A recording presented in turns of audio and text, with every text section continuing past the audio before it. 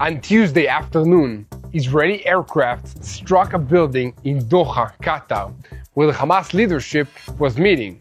It has emerged that the strike was planned for over a month, and we'll tell you all the details that we know about the secret battle procedure, the green light, and the heavy bombs.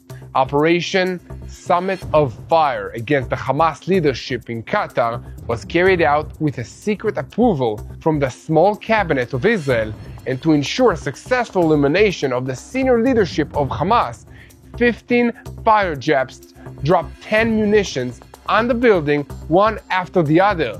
Prime Minister Benjamin Netanyahu was in the Shin Bet war room from which the operation was run, and although the decision was made long ago, the directive to move now came due to the Tuesday's terrorist attack that took place in Jerusalem, not far from here.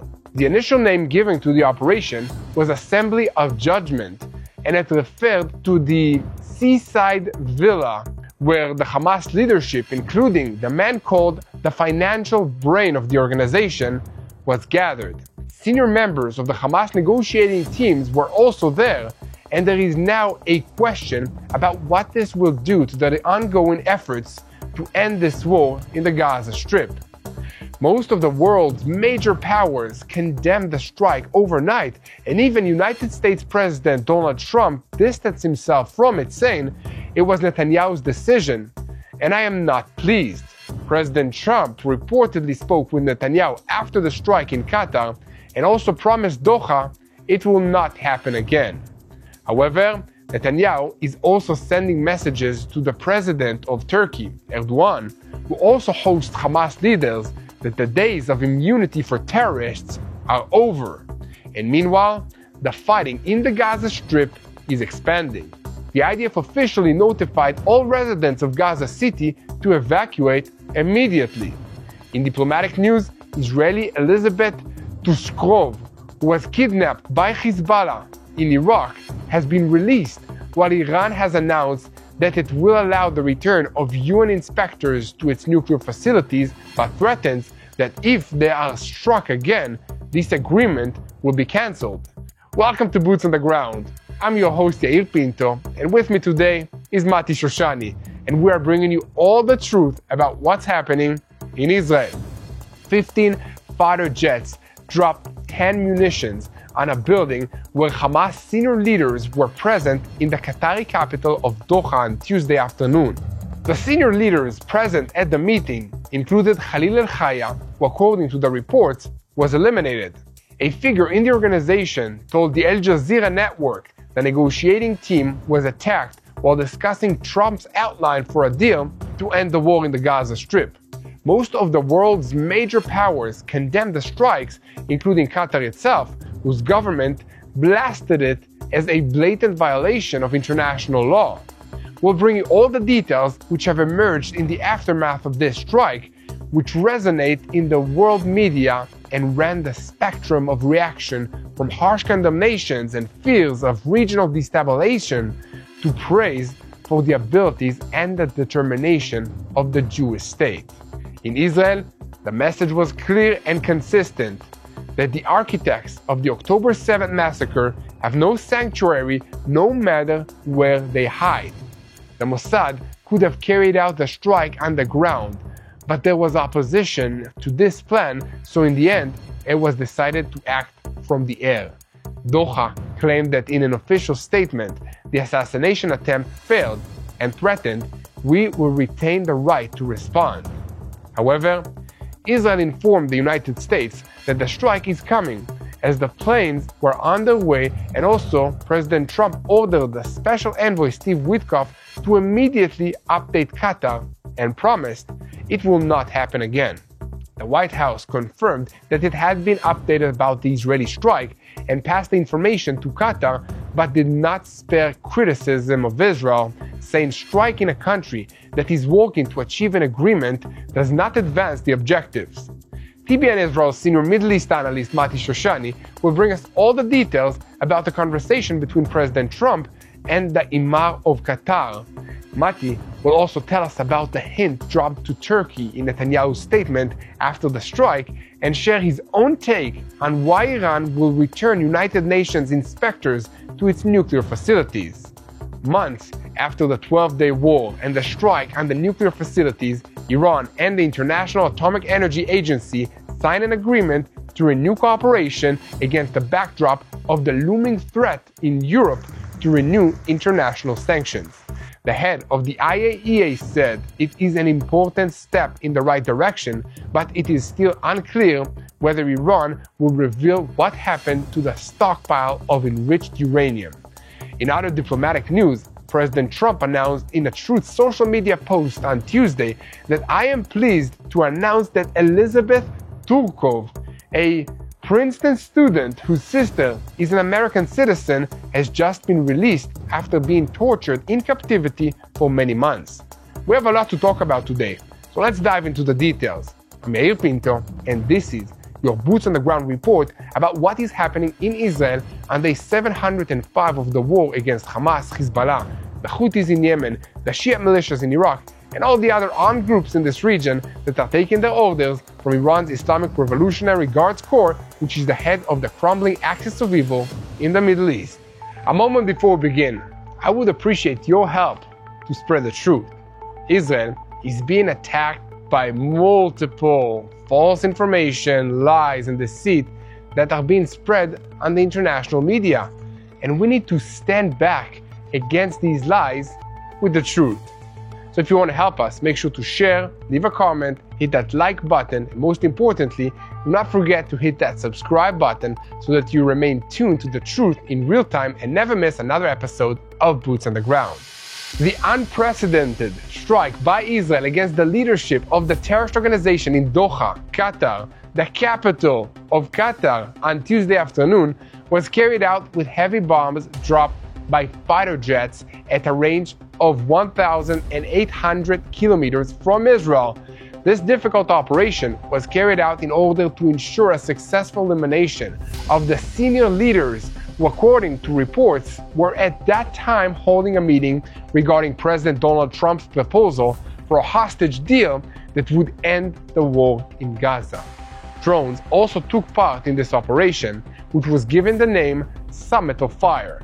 The decision to eliminate the Hamas leaders in Qatar was made about a month ago, and according to two Israeli officials who spoke with CNN, the planning accelerated in recent weeks. In the Operations Directorate, they were planning for this operation in advance. The secret battle procedure was initiated that included almost 2 days of preparations discussions, and once a week, the senior leaders of the Shin Bet military intelligence and the Operations Directorate at the General Staff were convened. On Monday night, the head of the Operations Directorate, Major General Itzik Cohen, finally gave the green light ahead of the senior meeting in Doha, Qatar. In the Operations Directorate, they highlighted the alert and the preparation to examine how the results of such an action would affect the situation in this region and in the Gaza Strip in particular. It's important to point out that the entire political leadership of Hamas was defined by the Shin Bet's Nili team as designated for elimination due to its part in the planning and advancing of the October 7th massacre. Much criticism was raised that for almost 2 years the entire Hamas leadership has been operating and running Hamas from various capitals in the Middle East. The criticism was directed at the Mossad and at the Shin Bet, which already at the beginning of the previous Shin Bet head Ronen Bar's term established a department whose entire role was to track and handle Hamas headquarters and activity abroad. With that in mind, a few weeks ago, the practical phase towards thwarting the Hamas leadership began. The Shin Bet and the military intelligence received information that the entire leadership of the organization was planning to convene in Qatar in the near future, and the political echelon in Israel approved acting over Qatari soil.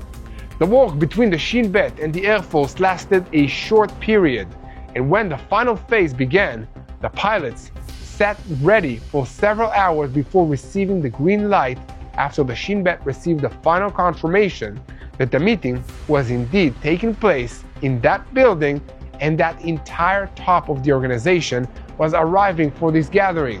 At the same moment, in the special operations room of the Shin Bet in central Israel, the Prime Minister, the Minister of Defense, the acting head of the Shin Bet, the Chief of Staff, the Commander of the Air Force, and the head of the military intelligence convened and took part in the final decision to give the green light for the strike.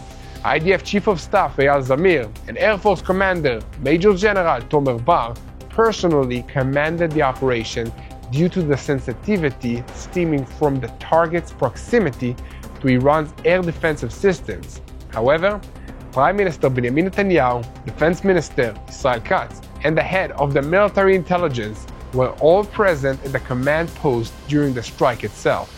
Although it's stated the decision on this operation was made a long time ago, Netanyahu claimed in the afternoon that the strike actually came as revenge for yesterday's shooting attack in Jerusalem, in which 6 Israelis were murdered and for which Hamas took responsibility, as well as for yesterday's deadly attack in Gaza, in which 4 Armored Corps soldiers were killed. Furthermore, from Israel's perspective, today's operation is a closing of the circle with the Hamas heads who took part in the planning and the executing of October 7th massacre. And the Shin Bet today recalled its promise already at the beginning of the war that we will reach the Hamas seniors everywhere. Chief of Staff Zamir also threatened last month the Hamas senior leaders abroad who have hardly been hit so far during this war.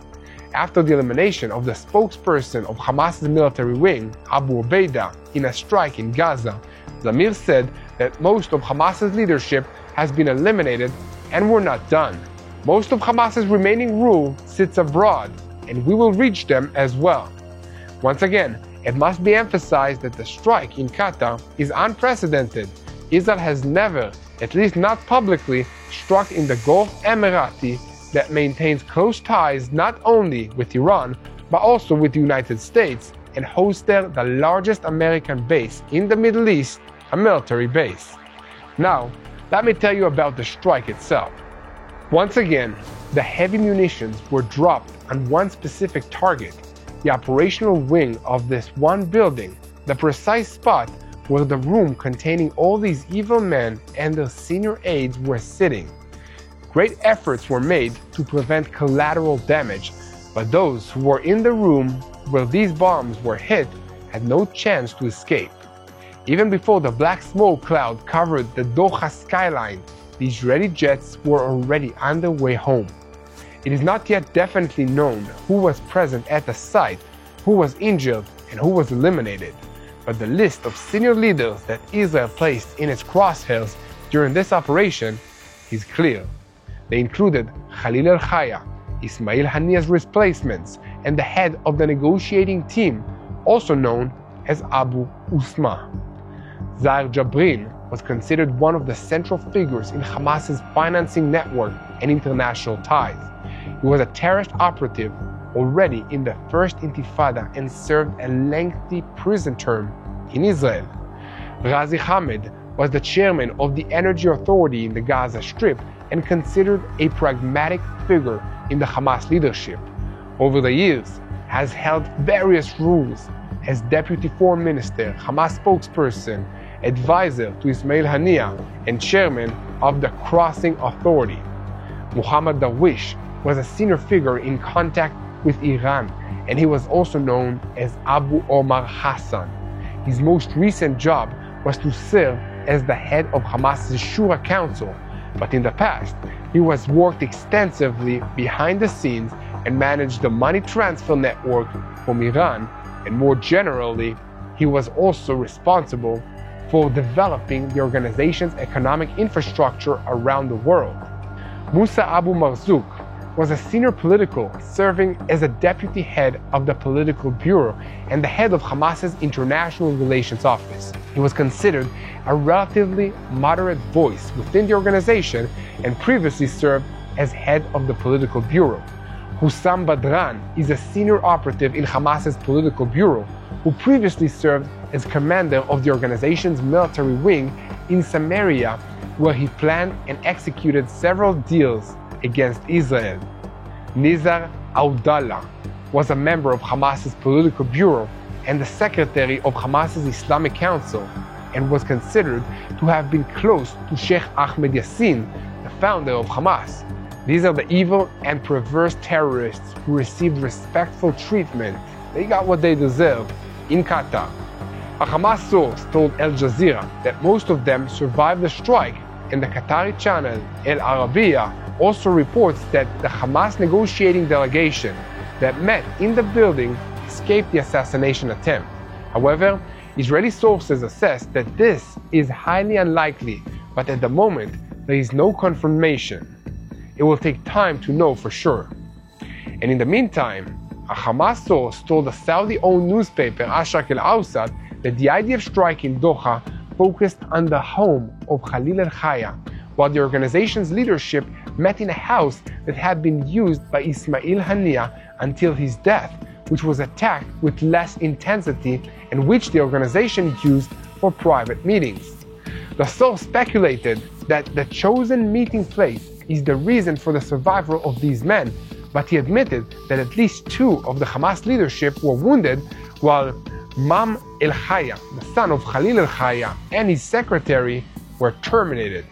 So if you have any thoughts to share about any of this, I encourage you to leave a comment in this video. Let me know what you think. Many other people have already let us know what they think about this, and I'm curious to see what you have to say. Condemnations for Israel's actions poured in from all over the world, starting with Qatar's neighbors in the Gulf region, also Europe, and even far off to Japan. Of course, Iran also condemned Israel for violating Qatar's sovereignty, perhaps forgetting that they themselves fired missiles at an American military base in Qatar in June in the context of the 12-day war between Israel, the US, and Iran. In a fairly unique move, Prime Minister Benjamin Netanyahu published a statement emphasizing that Israel alone is responsible for the strike, perhaps to distance the United States from it. His statement read, "Today's action against the senior terror heads of Hamas was a completely independent Israeli operation. Israel initiated it, Israel ran it, and Israel takes upon itself full responsibility." Qatari officials condemned the strike on its territory, describing it as a cowardly action aimed at a residential building in which, it says, several members of Hamas's political bureau were staying. These officials bravely stood before the world's media and declared, "This is a blatant violation against international law. Qatar will not tolerate Israel's recklessness and its behavior, its ongoing harm to regional security, or any action against its security and sovereignty." Investigations are taking place at the highest level, and further details will be published later. Meanwhile, the El Arabiya media portal later reported that following the Israeli strike, Qatar is suspending until further notice the mediation of negotiations for a hostage deal. To make a brief comment on all of that of my own, Qatar's role in these negotiations could hardly be called neutral, as from the beginning they were very clearly aligning themselves with Hamas, a terrorist organization.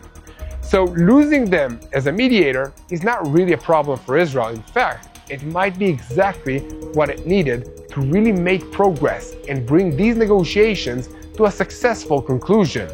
In any case, United States President Donald Trump issued a statement about the strike in the last 24 hours saying, "I am not enthusiastic about the whole situation. It is not a good situation. I will say this. We want all the hostages back, but we are not enthusiastic about the way it went today." This is according to Donald Trump. The president was asked whether Israel told him about the move in advance and whether it caught him by surprise. Trump replied, "No, but I am never surprised by anything, and especially when it comes to the Middle East. I will give a full statement tomorrow, but I will tell you this. I was not pleased with it, not pleased with any aspect of it. The hostages must be brought back, but I am not pleased with the way that it went." And Israel's ambassador to the United States Yair referred to these events last night between Tuesday and Wednesday in an interview with Fox News, saying that Israel will not give up the pursuit of Hamas's leaders, saying, "If we did not catch them this time, we will catch them next time." The ambassador opened his comments by referring to the shooting attack in Jerusalem, in which 6 people were murdered, including a pregnant woman, saying that the perpetrators were sent by Hamas, which sits in Doha, Qatar. The leaders applauded the murder of 6 innocent people. These are the same people who sent the murderers of October 7th to slaughter 1,200 of our citizens in Israel. According to him, the Israeli leadership has set a clear principle, as the Prime Minister said after the massacres, that those who carried out the slaughter will pay the price, the ultimate price. It must be remembered that even after the Munich massacre, Golda Meir, the Prime Minister of Israel, ordered that everyone responsible for the massacre will pay the price, and that indeed happened.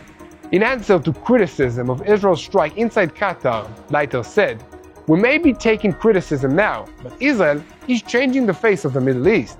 We have eliminated cells of Hezbollah, of Hamas, of the Houthis, and Iran, the head of the snake that operates all of them. When we eliminate Iran's proxies and Islamic extremism, this will also serve our neighbors who want to live in peace with us here in the Middle East." Earlier, White House spokesman Caroline Leavitt confirmed in a briefing to reporters that the United States military updated the White House about the strike. Leavitt said that after they updated President Trump, he instructed the White House envoy, Steve Witkoff, to inform the Qataris immediately. According to a senior American official, Witkoff indeed made contact with several officials in Qatar, but by the time that the bombs had already hit their targets. After the strike, President Trump spoke with Prime Minister Benjamin Netanyahu, the Emir of Qatar, and the Prime Minister of Qatar. According to the 2 American officials, Israel did not consult with the Trump administration and did not ask for prior approval to the strike. According to additional officials, the president's senior advisors were furious at the timing of the strike, while the White House was waiting for the terrorist organization's response to their proposal for a hostage release deal and an end to the war in Gaza. They were also angry that Israel did not consult the administration at all. Meanwhile, the United Nations Security Council is expected to convene on Wednesday evening at 10 p.m. Israel time to discuss the Israeli strike in Qatar, according to a report by the AFP news agency. The meeting will be held, amongst other things, at the request of Algeria and Pakistan. And here at TBN Israel, we will continue to bring you all the most detailed information on this subject and all the truth about what's happening in Israel. So give a click to that subscribe button so that you remain tuned to what's happening on the ground and never miss another episode of Boots on the Ground. Now, I have said many times in these reports that the war in Israel is being fought on multiple fronts. It's spiritual, not just kinetic. There are many aspects to this spiritual war, and there's a lot going on the spiritual realm. Today, nearly 99% of Israelis do not know Yeshua, Jesus. Think about that. Nearly 99% of Israelis do not know the Jewish Messiah. However, a miracle is unfolding in front of our eyes. One for Israel ministry is sharing the gospel, and Jewish people are accepting Jesus in numbers not seen since the early church. Many Arabs who live in this region are also finding faith and also unity. One for Israel is an initiative of native-born Israelis, good personal friends of ours, by the way, sharing the gospel, discipling believers, and equipping spiritual leaders across Israel. As Romans 10 verse 1 expresses, "My heart's desire and prayer to God for Israel is that they may be saved." Your support helps bring the gospel back to Israel. So I want to invite you to do something very important. In the United States, you can call 1-800-879-5530. Again, that's 1-800-879-5530 to help share the gospel in Israel. Or you can visit oneforisrael.org/pray or scan the QR code. So thank you. And now, we're moving on to TBN Israel's senior Middle East correspondent, Mati Shoshani, who will bring us a look at how the move of eliminating the Hamas top echelon could change the face of the war, what the next steps are, and where the wind is blowing in the Middle East. So over to you, Mati Shoshani. Thank you, Yair. Yes, last night, a unique landmark attack takes place in Doha, Qatar, where about 10 Israeli Air Force jets drop a pile of munitions on top of a Hamas meeting taking place in Doha, Qatar, the capital of the country of Qatar. This attack is a landmark, history-making attack on multiple different aspects that we're going to break down in the next couple of minutes. But first, if you're here with us and haven't done so yet, make sure you like, you share, and you subscribe. And if you're watching this on broadcast, make sure you do this on our YouTube channel. Now back to the headlines. This is a very unique attack. The Israeli Air Force carries out a technical, a diplomatic, and a logistically complicated attack against Hamas targets within Doha, Qatar, the capital of Qatar, which is a frenemy, both an enemy and a friend country, both to Israel and the US, and we'll break this down in a couple minutes. In this attack that's over 1,800 kilometers away, or about 1,100 or 1,200 miles away from the coast of Israel, the Israeli Air Force just precisely attacked a meeting taking place in Doha, Qatar, at which are present multiple Hamas leaders. Well, let's talk about the international significance of this attack, because this really is the story in this entire attack. I mean, the logistical side of it, the military side of it, very impressive, but this is something that is changing the face of the Middle East as we know it up till now. And let me explain that. First and foremost, this is an attack that reshapes the power balance between Israel, the US, and other countries in this region. Now, why is that? It shows that Israel and the US will not stand by against the evil that is Hamas and against the collaboration that they've been receiving from the Qataris. And why is this significant? Because Qatar, up till now, has been off the table when it comes to Israeli or American attacks. And Hamas have taken advantage of this fact many times in recent years, actually making Qatar their base of operation for many years, up till recently, where in a series of events pushed many of them out into the hands of Turkey and other countries in the region. But this is significant in changing the power balance. It's significant in stating a watershed line in which Israel clearly states that it doesn't matter where you are, if you are a planner, a participant in the October 7th, 2023 attacks, we will come and get you.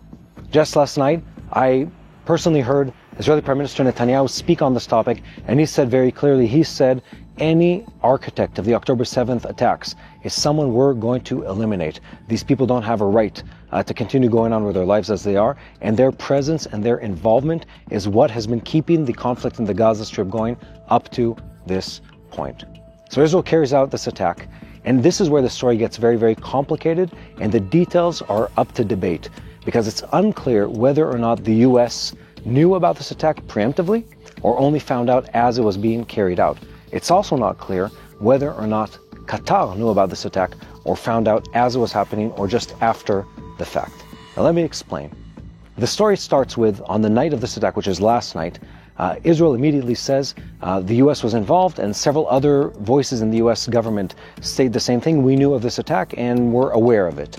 And then this morning, so in the middle of the night for you if you're watching this in the US, early this morning, President Trump comes out and says, that's not the case. We're actually quite surprised and possibly concerned about this attack against our ally and / friend, Qatar. Now, we'll break down what Qatar means in just a second, but this is significant because also Israel sort of backpedals on the statements of what the US knew and what the US didn't know. And what we are seeing is a new trend in which Israel, in every one of these significant attacks that have taken place in recent months, claims full responsibility for the attack. In the past, before 2023, when Israel struck targets outside of our borders, we oftentimes left our involvement in this in sort of a vague, shadowy area without having to take full responsibility and escalate the conflict on a diplomatic level. That's not the case anymore. In these recent attacks, last night is included in Qatar, Israel claims full responsibility and claims the explanation of this, which is we're going after the enemies of Israel and those who orchestrated and the architects of the October 7th, 2023 attack. This is an important thing to note. Now, the U.S. has said several times recently, including President Trump, that they fully support the end of the war between Israel and Hamas. Now, am I confused? No, this is connected to the attack on Hamas. Because what's been happening in recent weeks in Israel and in the days leading up to this attack is, one, there's been an escalation of the conflict taking place in the Gaza Strip, and there's been an escalation in attempted terrorist attacks within Israel, which included also a terrorist attack that was successful in downtown Jerusalem just a couple days ago. Now, how is this connected to Qatar? Well, because Hamas, that sits outside of the borders of this country, was involved in carrying out these attacks. And that's important to note. Not only that, Qatar directly, and of course the Iranians, are involved in instigating and funding and equipping the terrorist attacks and the conflict that take place in this part of the world. This isn't an isolated event. All of these events happen together. The Qataris, the Israelis, Hamas, it's all happening in the same ecosystem, and they're all feeding off each other. And Israel striking Hamas leadership inside Qatar is a response to what's been taking place in Israel, to the Hamas attacks, to the ongoing conflict in the Gaza Strip. One more important thing to note here is that these Hamas leaders that were eliminated, again, we're not entirely clear on the names in the final list, but these leaders that were eliminated in Doha, Qatar, these are the people both behind the October 7th attacks, but also importantly, the ones who are preventing an end of the conflict in the Gaza Strip. They're the ones that draw out the negotiations, the ones that refuse to release the hostages, the ones that time and time again are the ones who continue the warfare and put their own people in the Gaza Strip in the line of fire of IDF troops. These are the people that were eliminated or attempted to be eliminated last night. Now, how does this affect the Israeli and the American relationship? Well, I don't think it's going to affect it much at all. President Trump, Netanyahu, our governments have been fast friends in recent months, especially since the attack on Iran back in June. And since then, the U.S. government, led by President Trump, has been continuously egging on the Israeli government, saying, you have our full support. Go and get Hamas, go and finish the conflict, go and finish the war that's taking place in the Gaza Strip, and release every last hostage. And these people, Hamas leadership in Doha, Qatar, they're the ones preventing this conflict from coming to an end. They are the ones who prevent the hostages from being brought back home. They're the ones who draw out every negotiation and never end it with a commitment to release hostages or to stop fighting and attacking Israel. And that is why these people needed to be eliminated. Let's say a word about the Qataris. The Qataris very likely were warned as this attack was rolling out on their soil. There's multiple technical reasons for this, but just to be clear here, it's very unlikely that an attack that was taking place on Qatar with an incredibly large presence of U.S. troops happened without both sides being aware, at least in real time, of what was happening to prevent blue on blue, as in them attacking Israeli aircraft or vice versa. So it's very likely that they found out as this was happening. They, of course, respond very strongly to this attack. Any country would. It was an attack on their soil. But then again, they are the party who's been playing both sides. They've been supportive of Hamas. They've been supportive of the negotiation between Israel and Hamas, and they're the ones also funding Al Jazeera, which spreads lies and incites to violence. They're the ones who funded Hamas for many years. They're the ones who hosted Hamas leadership on their soil and allowed them to praise the events of October 7th, to pray in public and almost give thanks to their God over the events of October 7th, and harbored these hardened terrorists for many years inside their hotels, their clubs, within their country. So again, it's a very complicated relationship, and we need to be paying careful attention to the way it develops. Now, where do we go from here? I think that's really the big question. What happens next in the Middle East?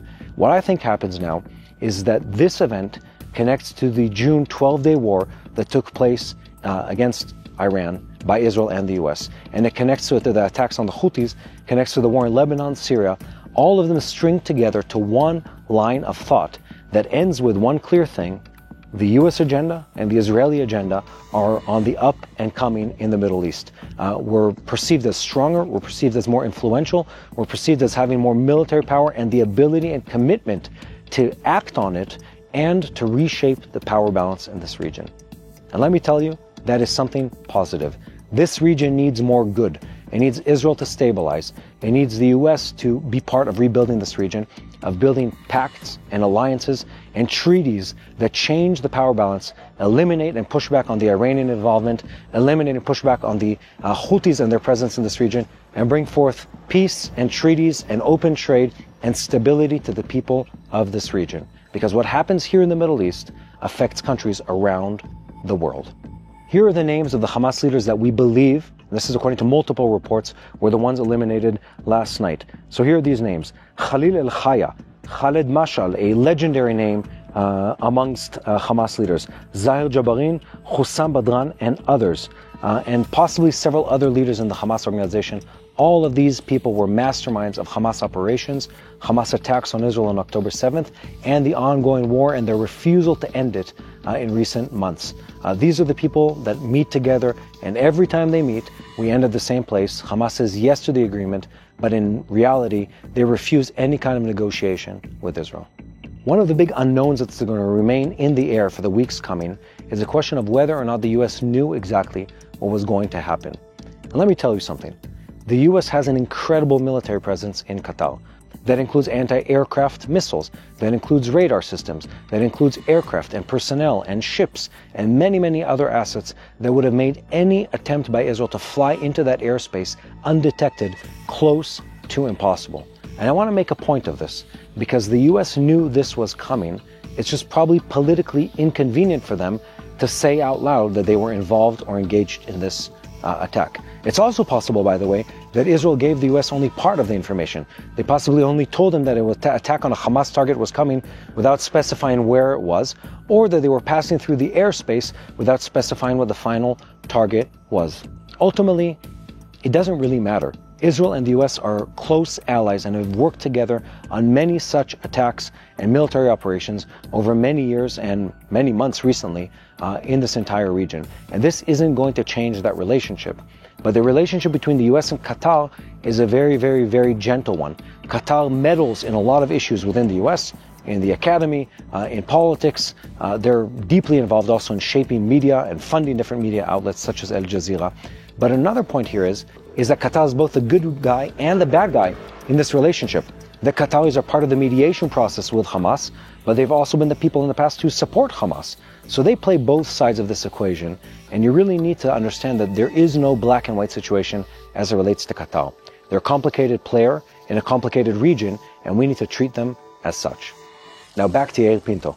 Thank you very much, Mati, for bringing us the usual clarity to these incredibly important issues. And here at TBN Israel, we will continue to report and bring you all the truth about what's happening on the ground. And we invite you to be part of the team by continuing to spread the truth, share, follow us, leave a comment, hit that like button, and most importantly, hit that subscribe button so that you never miss any episode of Boots on the Ground and know how to pray for the peace of Jerusalem, this city right here. Now, we're shifting our focus to the news from the Gaza Strip. Ahead of the conquest of Gaza City, as part of the expansion of the war in the Gaza Strip against the Hamas terrorist organization, which continues to refuse to release all the hostages, the IDF spokesperson announced on Tuesday morning a new evacuation notice to all the residents of Gaza City.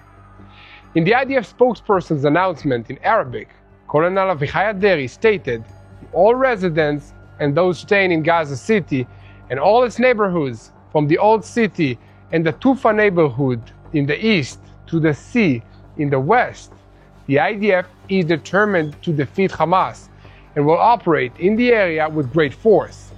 For your safety, evacuate immediately via the El Rashid route to the humanitarian area in El Mawasi. Remaining in the area is very dangerous. He later published a number that Gaza residents can call in order to report Hamas checkpoints that are preventing the civilians from evacuating. In recent days, several testimonies have been received from the Gaza Strip, according to which Hamas distributed instructions to its official employees not to leave their workplaces in the northern parts of the Gaza Strip, while residents were surprised to receive written text to their mobile devices in which they were forbidden to move south. The messages told residents, your steadfastness is the weapon to thwart the displacement.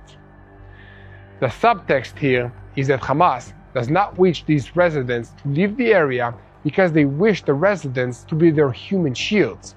They also hope that many of them will lose their lives in the crossfire between the IDF troops and Hamas in order to create images that the global media will broadcast and tell their audience that Israel is to blame for all the suffering of the Palestinian people. Driving home this point, many residents of Gaza City have reported that masked Hamas operatives have arrived at displacement centers and warned that anyone who leaves will be punished as if he were a traitor. Hamas insists that the Gazans are steadfast on their land and strongly refuse to move south despite the intensity of the bombings and the genocide, so-called, carried out by Israel, which is trying to commit the crime of forced displacement while violating all international laws. This is the official Hamas statement on this matter. However, despite the best efforts of Hamas, the population is moving at first in small groups, and the scope of the evacuation is expected to grow in the coming days. According to estimates, about 300,000 residents will remain in the northern parts of the Gaza Strip even after the expansion of the operation, while about 800,000 civilians are still staying in Gaza City itself. The IDF warns that whoever continues to remain in the area is endangering himself, since the ground maneuver is expected to expand and the airstrikes are intensifying. The residents of Gaza City are being directed to the new humanitarian area in the Strip, located in the Khan Yunis area, which includes a field hospital, water lines, and desalination facilities, alongside continued regular supply of this area of food, tents, medicines, and medical equipment that will be brought in coordination between the coordinator of government activities of Israel in the Palestinian territories and the international community. So here at TBN Israel, we will continue to bring you all the truth about what's happening on the ground. So give a click to that subscribe button so that you remain tuned to what's happening here in real time and never miss another update of Boots on the Ground, so that you will know how to pray for the peace of Jerusalem. And now, we are shifting our focus to the southern front, where the Houthis in Yemen continue to fire drones and ballistic missiles at Israel, including a concentration of fire on the Ramon airport just north of Eilat in the far south of Israel.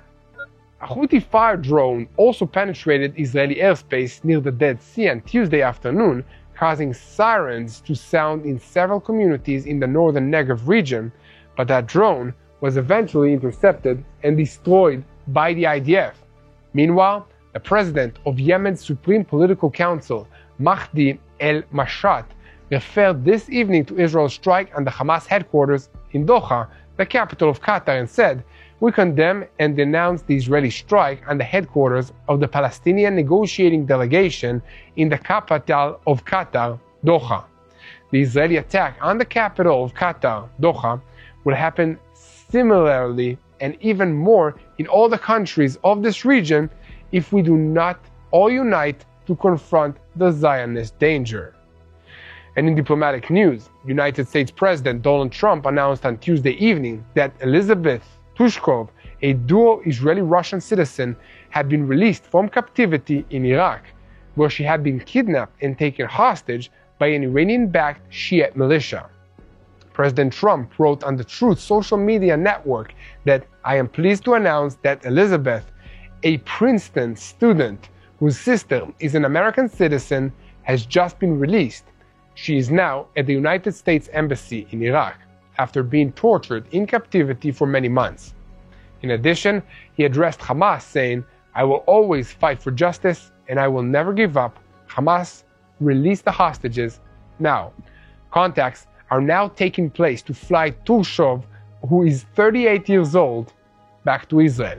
She was kidnapped in Baghdad on March 26, 2023, during a visit for her research work.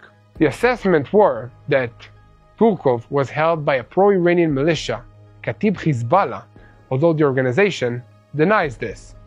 Her visit to Iraq was not her first there, and she apparently entered using her Russian passport. For many long months, the Trump administration exerted pressure on the Iraqi government to bring about her release, and the Americans even threatened to impose heavy tariffs on Iraq and additional sanctions, but the Iraqi government claimed that it was not able to bring about her release from the hands of the Katib Hezbollah militia. A senior American official estimated that what stands behind her sudden release is the order that President Trump signed last Friday, which determined that sanctions would be imposed on countries that sponsor organizations that hold American hostages or those important to the US government. So, as if to confirm all of this, a source in the Hezbollah brigades in Iraq told AFP that we released Turkov on condition that Iraq be spared from any conflict.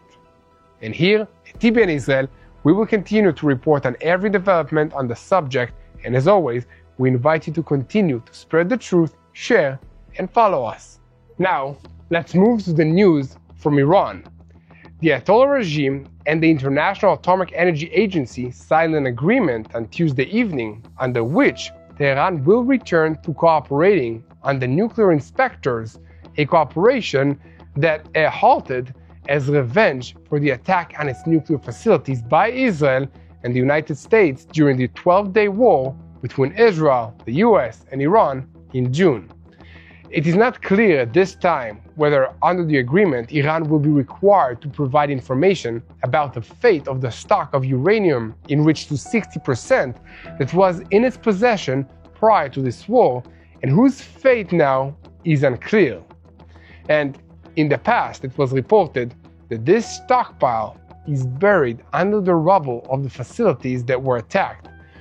But there were also reports that Iran moved much of its uranium to hiding places before these strikes. This is a large stock of about 440 kilograms, which with further enrichment to 90%, the level required for a nuclear weapon, is theoretically sufficient for 10 bombs. So, like so many others, Iranian Foreign Minister Arakshi had something to say about the Israeli strike and the Hamas leadership in Qatar on Tuesday afternoon. After the signing of the agreement with the IAEA, he said, "We condemn the crime committed by the Zionist regime in the strike against Qatar." Of course, this man seems to have forgotten that his own country fired missiles at American military base in Qatar in June as revenge for the American strike against the nuclear facilities. Nevertheless, Arakshi said in his remarks that Iran is ready to cooperate and to conduct a dialogue with the IAEA, but emphasized that the Islamic Republic's goal in the talks is to ensure its legitimate rights and to preserve its sovereignty. He also warned that in the event of any military aggression against Iran or the reimposition of sanctions, we consider any agreement to be nullified. The agreement, whose details, as noted, are still not clear, comes at a particularly sensitive time for Iran after the three European powers, Germany, France, and Britain, activated the end of last month the snapback mechanisms for the original JCPOA nuclear agreement that was signed in 2025. This mechanism opens the process to renew all the international sanctions that were imposed on Iran up to that nuclear agreement, which collapsed since the United States withdrew from it in 2018.